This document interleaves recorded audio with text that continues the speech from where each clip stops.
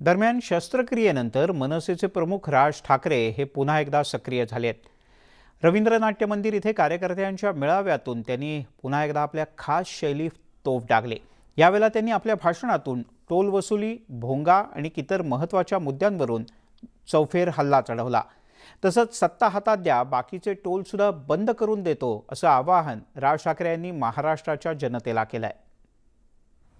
आपला पहिला प्रश्न असा होता की हे टोल किती वर्ष राहणार, आणि दुसरा प्रश्न होता की किती पैसे गोळा होत आहेत आणि पैसे जात आहेत कुठे, कोणाकडे जात आहेत. कारण ही सगळी कॅश आहे. ही कॅश रोजच्या रोज जाते कोणाकडे, त्याचं पुढे होतंय काय, त्याची कुठचीही उत्तरं सरकारकडनं, कोणत्याही सरकारकडनं आजपर्यंत आपल्याला दिली गेली नाहीत.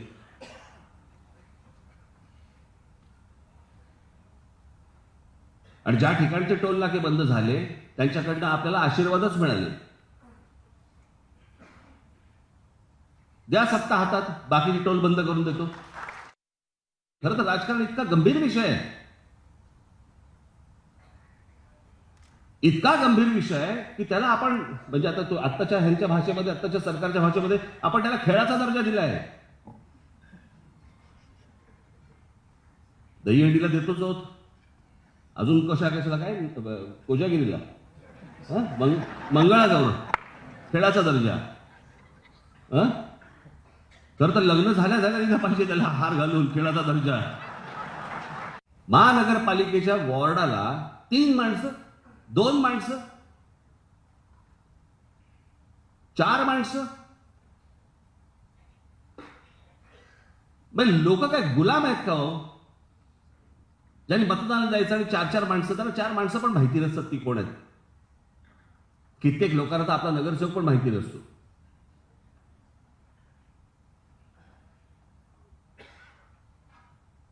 पण ह्या 4 माणसांचे तुम्ही मतदार काय निवडणुका करताय, त्याचे काय प्रभाग काय करताय, त्याच्यामध्ये निवडणुका लढवायच्या, कोणी तो भाग बघायचा कोणी. तिकडे अमरावतीच्या लोकसभेच्या जागेवर चंद्रशेखर बावनकुळे यांनी केलेल्या दाव्यामुळे शिंदे गट नाराज झाल्याचं कळतं. या संदर्भात माजी खासदार आनंदराव अडसूळ यांनी बावनकुळेंची तक्रार उपमुख्यमंत्री देवेंद्र फडणवीस यांच्याकडे करणार असल्याचं म्हटलंय. अमरावतीच्या राणांच्या दहीहंडीमध्ये अमरावती लोकसभेचा खासदार भाजपचा असेल असं वक्तव्य बावनकुळे यांनी केलं होतं. भाजप शिवसेना युतीच्या वाटपात अमरावतीची जागा शिवसेनेची आहे. शिवसेनेच्या जागेवर भाजपच्या प्रदेशाध्यक्षांनी दावा केल्यानं शिंदे गटातले शिवसैनिक नाराज आहेत. आता यातून फडणवीस काय भूमिका घेतात हे पाहणं औत्सुक्याचं आहे.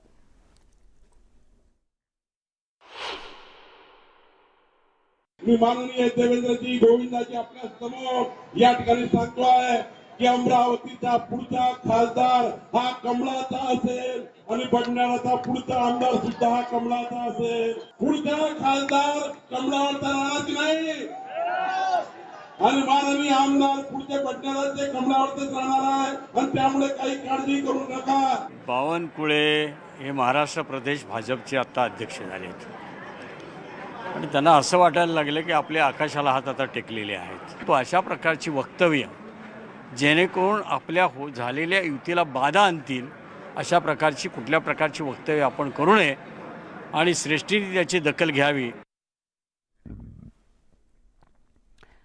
वळूयात पुढच्या काही बातम्यांकडे. राज्यातील सत्ता संघर्षावर आता गुरुवारी सर्वोच्च न्यायालयात सुनावणी होईल. 5 न्यायमूर्तींच्या घटनापीठाकडे हे प्रकरण सोपवण्यात आलंय. घटनापीठ निवडणूक चिन्हावर सुद्धा सुनावणी घेणार आहे.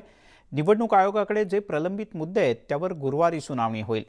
तत्पूर्वी निवडणूक आयोगानं कोणताही निर्णय घेऊ नये असे निर्देश सर्वोच्च न्यायालयानं निवडणूक आयोगाला दिलेत.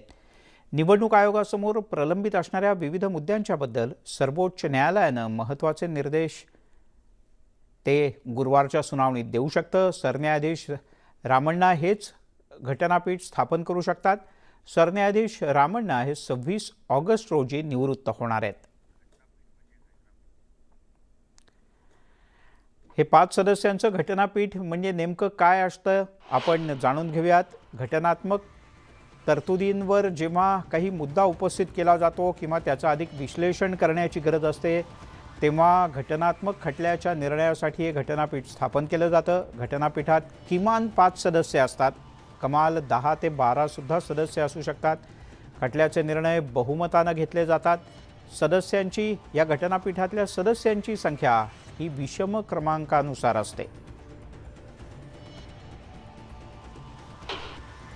जर उद्या हे खंडपीठ निर्माण झालं आणि खंडपीठाने समोर मॅटर येईपर्यंत तोपर्यंत अभय त्यांना मिळालेला आहे. हा त्यातला एक मुख्य मुद्दा आहे.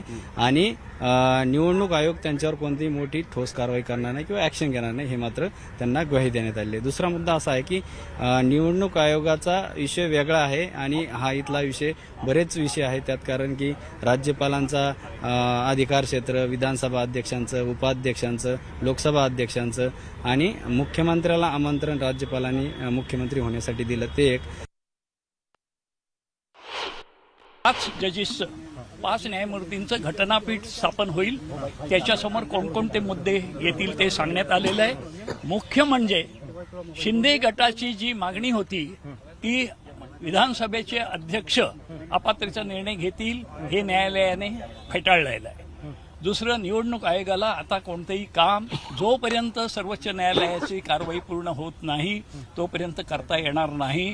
त्यामुळे त्या दोन्ही कारवायांना आता सर्वोच्च न्यायालयानं स्थगिती दिलेली आहे. सुनावणी फार महत्त्वाची आहेत कारण याच्यामध्ये प्रत्येक पैलू जो या सगळ्या आर्ग्युमेंट्सद्वारा ज्या झालेल्या आर्ग्युमेंट्समध्ये टाकलेला आहे तर कॉन्स्टिट्युशनल बेंच त्याची सुनावणी करेल. आणि मग हे होत असताना इलेक्शन कमिशनसाठी सुद्धा त्या लोकांनी प्रेशर केलं की इलेक्शन कमिशनला त्यांना मुभा द्या, त्यांना त्यांचं हे डिसाईड करू द्या. त्यावरही यांना रोख लावला आणि त्यांना सांगितलं की इथं परवा हा बेंच आपण हे केलेला आहे, परवा याची सुनावणी होऊ द्या, तोपर्यंत घाई तुम्ही करू नका, कुठच्याही निर्णयापर्यंत आपण येऊ शकत नाही, अशा प्रकारचं आहे. तिकडे सर्वोच्च न्यायालयाच्या निकालानंतर सगळे प्रश्न सुटतील. चिन्हाच्या संदर्भात कुठल्याही यंत्रणेला पक्षाच्या चिन्हाबद्दल निर्णय घेण्याचा अधिकार आहे असं वाटत नसल्याचं विनायक राऊत यांनी म्हटलंय. ठराविक कालमर्यादेमध्ये संपूर्ण देशाच्या आणि लोकशाहीच्या अनुषंगाने महत्त्वाचा असलेला जो प्रश्न आहे, एक ठराविक कालमर्यादेमध्ये त्याच्यावर सुनावणी घेऊन आपला निर्णय द्याल अशी अपेक्षा आहे. तशी विनंती सर्वोच्च न्यायालयामध्ये आमची आहे. कारण संपूर्ण देश त्याकडे पाहतोय. देशातले कायदे तज्ज्ञ त्या आपल्या निकालाकडे डोळे लावून बसलेले आहेत. भविष्यामध्ये सुद्धा हा निकाल ह्या लोकशाहीला पूरक असा ठरणार आहे. त्यामुळे लवकरात लवकर याच्यावर निर्णय द्यावा अशी आमची आपल्याला विनंती आहे. कॅबिनेट मंत्री उदय सामंत आणि यशवंत जाधव यांची शिवसेनेतून हकालपट्टी करण्यात आली.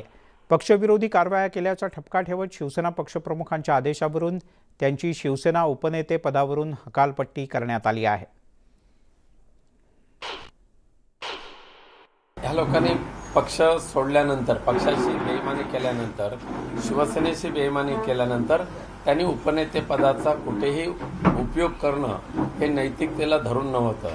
परंतु खास करून यशवंत जाधव यांनी आतासुद्धा दहीहंडीच्या वेळेला एकतर गद्दारी केली, पण त्याचबरोबर शिवसेनेचं उपनेतेपद सुद्धा त्या पदाचा गैरवापर केला.